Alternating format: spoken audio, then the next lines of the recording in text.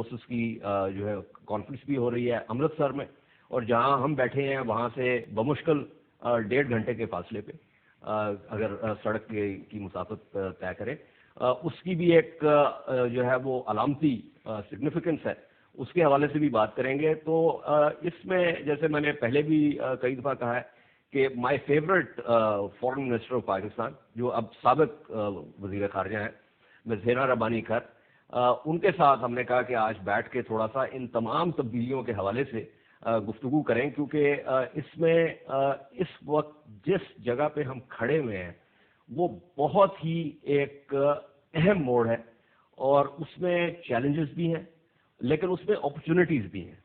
अब हमने ये देखना ये है, और आज की गुफ्तगू में इस बात का हम तयन करने की कोशिश करेंगे कि हम इस तरीके से हमने अपनी पॉलिसीज़ को कन्फिगर किया है, या हमारे पास वो सलाहियत है कि जिसकी बुनियाद पे हम इन चैलेंजेस को अपॉर्चुनिटीज़ में कन्वर्ट कर सकें। तो खैर बहुत बहुत शुक्रिया। आज बात का आगाज करते हैं। जैसे मैंने कहा कि बमुश्किल 1.5 घंटे की मुसाफत है, बल्कि अगर वाघा अटारी से देखा जाए तो 40 मिनट की मुसाफत है। वहाँ पे हार्ट पेज या इस्तांबुल प्रोसेस की बात हो रही है, जो सरताज अजीज साहब ने फैसला किया और हुकूमत पाकिस्तान ने फैसला किया कि उसमें शिरकत करनी है, बावजूद इसके कि इंडिया ने हमें जो है वो बाहर रखा है, साग के उसको भी जो है ना उन्होंने वो किया, स्कटल करवा दिया। फिर उन्होंने जो ब्रिक्स का जो आउटरीच का मामला है कि जिसके अंदर इलाकाई जो है ममालिक को बुलाया जाता है, उसमें उन्होंने 7 फ्रेमवर्क की बजाय बिम्स्टेक का फ्रेमवर्क यूज किया, उससे हमें बाहर रखा। तो कुछ थोड़ी सी तनकीद भी हो रही थी कि क्यों सरताज साहब गए हैं। मेरा जाती ख्याल ये है कि सरताज साहब का जाना मुनासिब है। इसको मैंने इसके बारे में लिखा भी, और इस हवाले से भी कि ये एक इलाकाई जो है वो कॉन्फ्रेंस है। पाकिस्तान इस कॉन्फ्रेंस का जब ये प्रोसेस का आगाज हुआ था तो उसमें एक बहुत अहम मेंबर था। तो आप क्या समझती हैं कि सरताज साहब का जो ये फैसला है जाने का, क्योंकि वहां पे हमने देखा ये है कि कल जब खाना हुआ रात को तो सरताज साहब एक दूसरी मेज पे बैठे हुए थे, वो उस मेज पे नहीं थे जिसपे प्राइम मिनिस्टर मोदी और अशरफ गनी साहब और जावेद ज़रीफ साहब थे। बिल्कुल, देखें इसमें तो जहां तक प्रिंसिपली पाकिस्तान का जाना एक ऐसी कॉन्फ्रेंस में जो कि इंडिया की तरक्की के लिए नहीं था बल्कि अफगानिस्तान की तरक्की के लिए है, और एक ऐसी कॉन्फ्रेंस जिसका जब हार्ट ऑफ एशिया का कॉन्सेप्ट, एक पहले हार्ट ऑफ एशिया का कॉन्सेप्ट कहाँ से आता है, इलामा इकबाल से आता है। उन्होंने अपने फिक्रे में अफगानिस्तान को हार्ट ऑफ एशिया का, और प्राइम मिनिस्टर अहमद दावतोलो जो उस वक्त थे टर्की में, उन्होंने ये हार्ट ऑफ एशिया का कॉन्सेप्ट लेके चले। पाकिस्तान इसका बल्कि एक फाउंडिंग मेंबर में कहूंगी, we were one of the founding members of this conference. तो एक कॉन्फ्रेंस जो अफगानिस्तान के लिए हो रही है, बेशक वो टिम्बकटू में हो रही है, बेशक न्यू दिल्ली में हो रही है, बेशक अमृतसर में हो रही है, बेशक साउथ अमेरिका में हो रही है, पाकिस्तान को उससे अपने आप को अलग रखना जो वो सिग्नलिंग बहुत गलत हो जाती है। क्योंकि हमारी देखें, हमारे ऊपर दुनिया का पूरा एक दुनिया की गलतियों का पूरा पहाड़ हमारे ऊपर गिरा है। जो किसी ने गलती अफगानिस्तान में की उसका सारा मलबा हमारे ऊपर गिर गया। लेकिन पाकिस्तान का जो अफगानिस्तान की पीस और स्टेबिलिटी में, अफगानिस्तान के अमन में और स्टेबिलिटी में उस मुल्क में जितनी हमारी स्टेक है उतनी शायद दुनिया में किसी मुल्क की स्टेक नहीं है, क्योंकि हमारा लेकिन लॉन्ग बॉर्डर है। And I completely agree with you. लेकिन अफगानिस्तान की तरफ से भी अशरफ गनी साहब जो हैं वो अब वो उनकी जो आउटरीच थी वो उसका इख्तिताम हो चुका है। बिल्कुल हो चुका है। अफगानिस्तान के अंदर बहुत से मसाइल हैं, वो मसाइल भी हमारे पे आ जाते हैं। लेकिन ये भी हकीकत है कि अशरफ गनी साहब की ये शिकायत कि वो यहाँ पे आए, उन्होंने यहाँ पे आके हुकूमत से भी बात की, उन्होंने आर्मी चीफ के साथ भी जाके मुलाकात की, DGISI के साथ भी जाके मुलाकात की, उसके बावजूद वो ये कहते हैं कि हमने जो उनको कमिटमेंट दी थी वो कमिटमेंट्स जो है वो पूरी नहीं हुई। ये मैं I will take this as part 2 because I want to and जो मैं पहले कही थी, क्योंकि उसका सारा कहने का मकसद ये था कि हमारा वहाँ जाना मेरे नज़र में जरूरी था, क्योंकि हम ये इंप्रेशन नहीं देना चाहते कि हम अफगानिस्तान में अमन पे जब पूरे 14 मुल्क जुड़े बैठे हैं तो हम उसके खिलाफ वर्जी करेंगे, उसमें We should not be the outliers. However, the problem is हम वहाँ गए कैसे।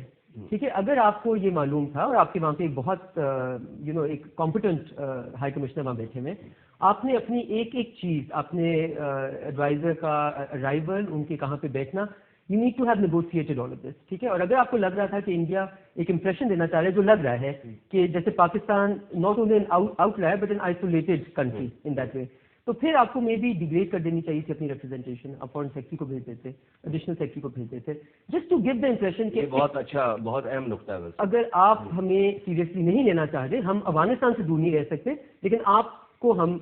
दूसरा, मुझे एक चीज से भी इख्तिलाफ है, जब इंडिया बार बार ये कह रहा है पाकिस्तान के ऊपर हर किस्म के इल्जाम लगा रहे हैं और फ्रेंकली स्पीकिंग अपने आप को डिग्रेड कर रहा है ये कहते हुए कि उनकी स्टेटेड पॉलिसी ये होगी कि पाकिस्तान को आइसोलेट करना है। ये एक बहुत मनफी फॉरेन पॉलिसी मैनेजमेंट का एक गैम्बिट है, जो जिसमें इंडिया जैसे मुल्क को फ्रेंकली स्पीकिंग नहीं जाना चाहिए। जब वो ये बार बार कह रहे हैं तो मुझे इस चीज़ से इख्तिलाफ है कि फिर हमारे हाई कमिश्नर ने क्यों कहा कि अगर वो डायलॉग के लिए तैयार है, अगर वो हमें इन्विटेशन देते हैं तो हम बायलैटरल डायलॉग, ये चीज़ें आप प्रेस में बाद में देते हैं, इनको नेगोशिएट पहले करते हैं।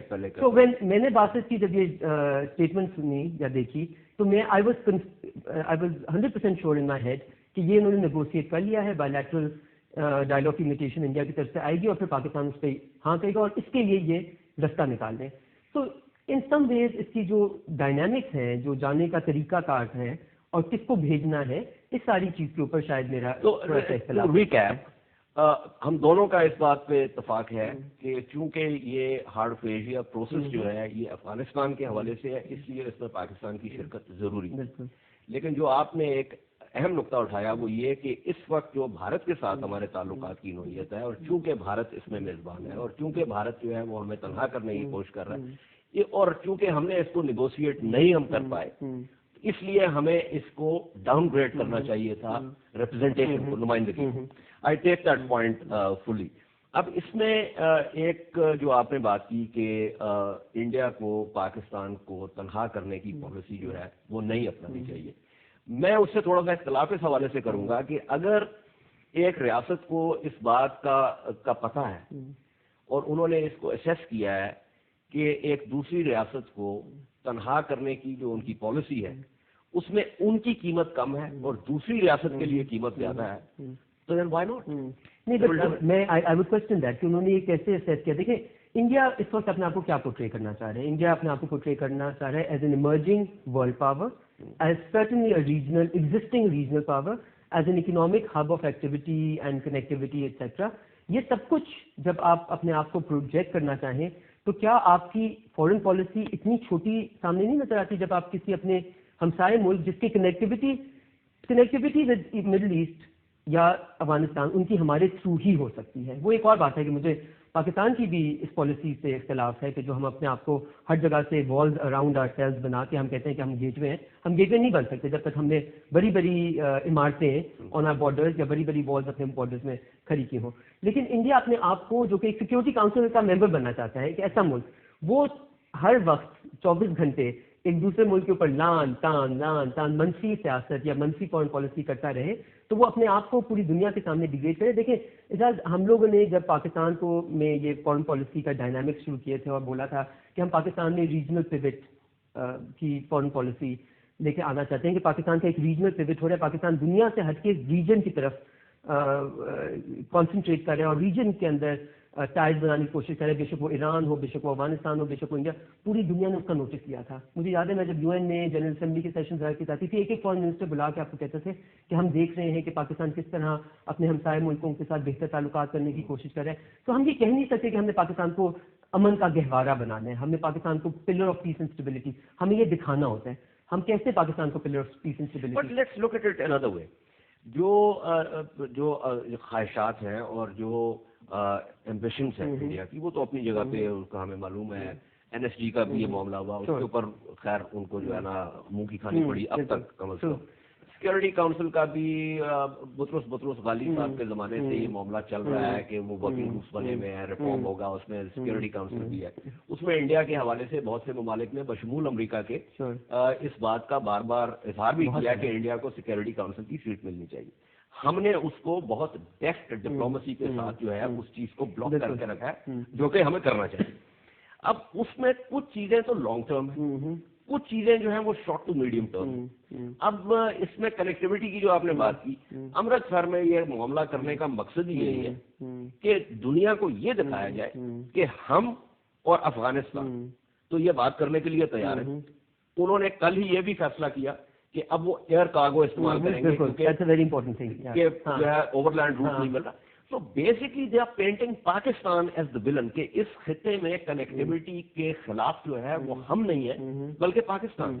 देखिए इजाज आपने मेंशन भी किया, इन्होंने बहुत effectively, they you have to give them credit for that, इन्होंने इफेक्टिवली सार्क को डिग्रेड करके और उसमें पाकिस्तान को एज द एंटिटी जो होल्डिंग सार्क बैक है वो दिखा के इन्होंने वो जो बिस्मैक का फोरम बनाया है वो बेसिकली क्या है, it's a minus Pakistan SAARC forum, right. पूरे जितनी भी सार्क मुल्क है म्यांमार वगैरह भी मतलब सवाए अफगानिस्तान और पाकिस्तान के, Afghanistan was the late entrant to SAARC, so you can't really call it one of the founding members और an important country within SAARC. तो उसमें उन्होंने वहां पे जितनी भी हम ट्रेड के ऊपर बात करें, रेलवे कनेक्टिविटी की बात करें, रोड कनेक्टिविटी की बात करें, जो कुछ वो चाहें वो कर सकते हैं। तो मेरा आपसे सवाल है, अगर वो पाकिस्तान को एज अ विलेन पेंट करना चाह रहे हैं क्योंकि हमें लग रहा है कि ये वागा के थ्रू हम करना हमारे सिक्योरिटी इंटरेस्ट में नहीं, हमारे नेशनल इंटरेस्ट में नहीं, एक्सेट्रा, तो हमारी क्या रिस्पॉन्स होना चाहिए? क्या हमारा रिस्पॉन्स वही होना चाहिए जो हमारा दहाइयों पुराना रिस्पॉन्स रहा है? नहीं, हमारा तो देखिए, अगर आप मुझसे ये सवाल करें तो मैं तो ये समझता हूँ कि जब भी आप सिक्योरिटी के खदशात को और अंदेशों को खारजा पॉलिसी की बड़ी तस्वीर के ऊपर ले आते हैं तो आपकी जो खारजा पॉलिसी है वो आपकी वल्नरेबिलिटी शो करती है। अच्छा, मैं ये समझता हूँ कि खारजा पॉलिसी का ताल्लुक आपकी वल्नरेबिलिटी के साथ नहीं, आपकी स्ट्रेंथ के साथ है। हाँ जी। अब मिसाल के तौर पे यहाँ पे आपको भी मालूम है, you being the foreign minister, कि कुछ ममालिक ऐसे हैं कि जहाँ पे जो एम्बेसीज हैं, हमारे मिशन जो है, वो वीजा क्लियरेंस नहीं दे सकते। वो वीजा क्लियरेंस जो है वो इंटीरियर मिनिस्ट्री और इंटेलिजेंस एजेंसी के पास होती है। बहुत से यहाँ पे यूनिवर्सिटीज हैं हमारी जो कि फॉरेन स्कॉलर्स को बुलाना चाहती है। अगर उन स्कॉलर्स का ताल्लुक उन ममालिक से है तो वीजा का एक प्रॉब्लम होता है, कॉन्फ्रेंसेस मनसूख हो जाती है। तो ये तो हमने बहुत अरसे से ये अनफॉर्चुनेटली उस चीज में हम भी और हमारे काफी नेबर्स भी इंक्लूडिंग इंडिया बहुत सिमिलर है, वेरी वेरी सिमिलर। बट मैं ये कह रही हूँ कि अगर हमने आगे चलना है, देखिए आप कह रहे हैं कि security policy should not guide your foreign policy, I will go a step further than that. I am saying कि security policy input is one factor in determining. I will say जो दुनिया में एक दस्तूर रहा है जिन मुल्कों ने बेहतर किया है उसमें economics has always trumped politics, right. हमने इकोनॉमिक्स को अपनी बिल्कुल उसमें रखा हुआ है, मतलब उसको हम लेके ही नहीं आते कि उससे हमें हमारी जो इस वक्त क्या हमारी जो ज्योग्राफिकल लोकेशन है उसमें हमें क्या क्या इकोनॉमिक एडवांटेजेस हो सकती हैं। और उन अगर आप इकोनॉमिक एडवांटेजेस को देखें तो अगर हम अपने बॉर्डर्स को हर जगह से सील रखेंगे for good services and people, और हमने अभी ये किया हुआ है, एटलीस्ट ईस्टर्न बॉर्डर पे तो पूरी तरह किया हुआ है, वेस्टर्न बॉर्डर पे भी आपको पता है हमें कितनी मुश्किलात होती हैं। हम वी वर वेरी प्राउड कि हमने अपने दौर में Afghanistan Pakistan transit trade agreement को रीनेगोशिएट करने की कोशिश की, बट अभी भी पता चलता है कि उसकी implementation is really even happening. हमने ईरान के साथ, जब ईरान सैंक्शंस के दौर के अंदर था, जब strict UN and congressional and primarily congressional sanctions के दौर में था, हमने उनके साथ करेंसी स्वैप करने की कोशिश की, हमने उनके साथ इकोनॉमिक ताल्लुकात बेहतर करने की कोशिश की। ये in some ways in this fashion कि आप reaching out to everyone economically at the same time, I think हमारे दौर में इन सम वेज पहल हुई थी। और if you don't believe me, please read this brilliant book by Hasan Karar, जिसमें उन्होंने ये भी बताया है कि किर्गिस्तान में और many other literature, Kyrgyzstan, Kazakhstan, Uzbekistan, you name it, Tajikistan, any country in central Asian Republic, वो सारों के जो चाइना के साथ इकोनॉमिक इस वक्त ताल्लुकात हैं या इंफ्रास्ट्रक्चर बिल्ड हो रहा है वो $60 बिलियन की रेंज में पर कंट्री हो रहा है। तो ये जो हमारे साथ चाइना कर रहे हैं वो चाइना पूरी दुनिया के साथ। You are absolutely right. मैं सिर्फ इसमें एक चीज का इजाफा करना चाह रहा था और वो ये कि प्राइम मिनिस्टर ने ये बल्कि बात भी हुई, प्राइम मिनिस्टर ने इस बात को बहुत वाज़ेह तौर पे कहा कि ईरानियन प्रेसिडेंट ने उनको कहा है कि they are interested in CPEC. So as far as Iran is concern ये बात बिल्कुल वाज़ेह है हुकूमत को कि ईरान का जो है वो एक इनफैक्ट मैं उस तरफ आना चाह रहा हूँ बिकॉज एक और जो बहुत सिग्निफिकेंट डेवलपमेंट हुई है वो ये हुई है कि जावेद जरीफ साहब ने ये बात की है मसला कश्मीर की सालसी के हवाले से, and he said it the day that he landed in Amritsar, which is very significant. और उसकी तरफ आते हैं, लेकिन जो सीपैक का जो मामला है इसमें उनका जो वन बेल्ट वन रोड का है उसमें फिर उनका पूरा एक केयर एक्ट का जो है जिसके अंदर जो सेंट्रल एशिया का जो वो है कोऑपरेशन उसके, so CPEC is just one component of a very broader policy. अब इसमें मुझे ये बताइए कि coming to this Iran thing कि how do you look at this, I mean in the sense के जाहिर है इंडिया ने इसको तस्लीम नहीं करता, but for the Iranian foreign minister to actually say it's very significant. I think it is very very significant, also because हमें पता है कि इंडिया की स्टेटेड पॉलिसी रही है कि वो इसको एक बायलैटरल डिस्प्यूट समझता है, और ये किसी किस्म की इसमें इंटरनेशनल इंटरवेंशन या को एक्सपेक्ट नहीं करता और एक्सेप्ट भी नहीं करता, मतलब वो काफ़ी इसको बुरा मनाते हैं। तो इरानियन फॉरेन मिनिस्टर का फिर इंडियन सॉइल पे ये कहना I think is very very significant.